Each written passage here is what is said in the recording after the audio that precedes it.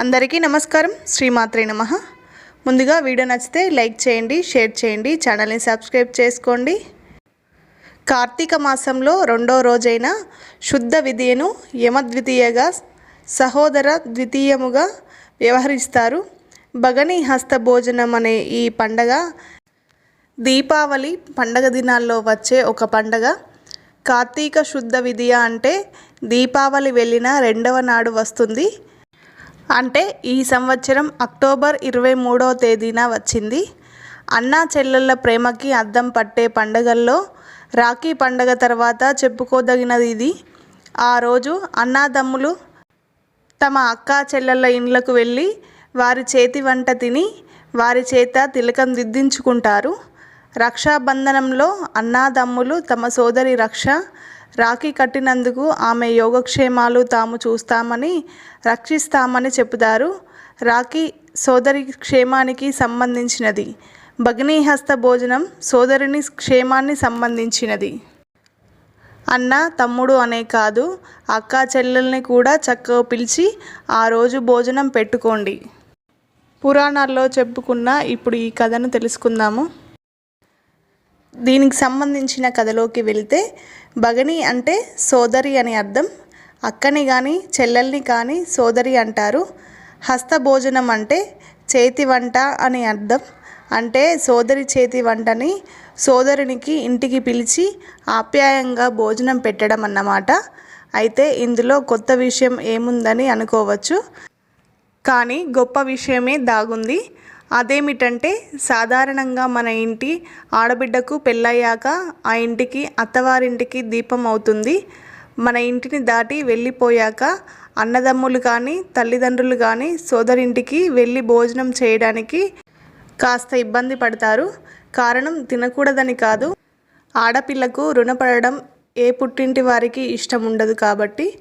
అందుకని అయితే శుభకార్యాల్లో అశుభకార్యాల్లో వచ్చి భుజించడం తప్పులేదు, తప్పదు కాబట్టి అంత పట్టింపు ఉండదు. కానీ చీటికి మాటికి వచ్చి తిని వెళ్ళడం మర్యాద కాదని మన సాంప్రదాయం. కానీ కార్తీక శుద్ధ విదియ నాడు మాత్రం వివాహమైన సోదరి ఇంటిలో సోదరుడు ఖచ్చితంగా భుజించి తీరాలని శాస్త్రం నిర్ణయించింది. ఇందుకు పురాణాల్లో ఒక కథ కూడా ప్రాచుర్యంలో ఉంది. సూర్యభగవానునికి సంధ్యాదేవికి యముడు యమున అని ఇద్దరు సంతానం కలిగారు. యమునకు తన అన్నయ్య యముడంటే ఎంతో ప్రేమ. అలాగే యముడికి కూడా సోదరి యమున అంటే చాలా ఇష్టం. యముడు తన చెల్లెలు యమునకు యమి అని ముద్దుగా పిలిచేవాడు. కొంతకాలానికి యమునకు పెళ్ళీడు వచ్చింది. మంచి వరుణ్ణి చూసి వివాహం చేశారు. అత్తారింటికి వెళ్ళిపోయింది. ఒకరోజు యమునకు తన అన్నను చూడాలనిపించింది. తన ఇంటికి వచ్చి విందును స్వీకరించమని అన్న అయిన యమధర్మరాజుకు వర్తమానం పంపింది. విందుకు వస్తానని యమునకు మాటిచ్చాడు యమధర్మరాజు. అన్నయ్య వస్తాడని ఆనందంతో అన్నకు ఇష్టమైన వంటకాలన్నీ స్వయంగా తయారు చేసి ఎప్పుడొస్తాడా అని ఎదురు చూస్తూ కూర్చుంది యమున. ఎంతసేపైనా అన్నయ్య రాలేదు. ఆ రోజు యమునకి పాపాల సంఖ్య ఎక్కువగా ఉండేసరికి పని ఒత్తిడి ఎక్కువగా ఉండడం వల్ల రాలేకపోతున్నాను చెల్లి, మన్నించమని కార్తీక శుద్ధ విదియ నాడు తప్పక వస్తానని వర్తమానం పంపాడు యమధర్మరాజు. అప్పుడు అన్న రానందుకు విచారించిన విదియ నాడు ఎలాగూ వస్తానని మాటిచ్చాడుగా అని సంతోషపడింది యమున. కార్తీక శుద్ధ విదియ రోజు రానే వచ్చింది.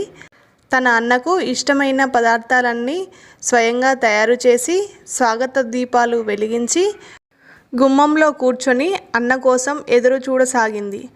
అన్న మాట ప్రకారం యముడు చెల్లెలు ఇంటికి విందుకు వచ్చేశాడు.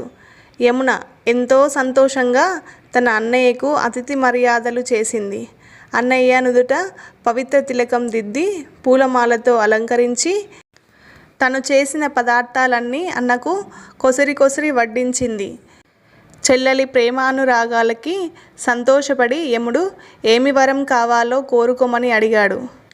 ప్రతి సంవత్సరం ఇదే కార్తీక శుద్ధ విదియ నాడు తన ఇంటికి విందుకు రావాలని, అలాగే ప్రతి సోదరుడు తన సోదరి ఇంటికి వెళ్ళి తన చేతి భోజనం భుజించాలని, ఈ సంతోషం ప్రతి సోదరులకు కలిగేలా వరం ఇవ్వమని కోరింది యమున. తదాస్తు అని అనుగ్రహించాడు యముడు.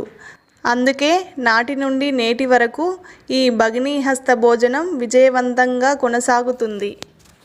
ఏది ఏమైనప్పటికీ సోదరుల ఆప్యాయతానురాగాలకు అద్దం పట్టే ఒక సాంప్రదాయ వేడుక ఈ పండగ భగినీహస్త భోజనం.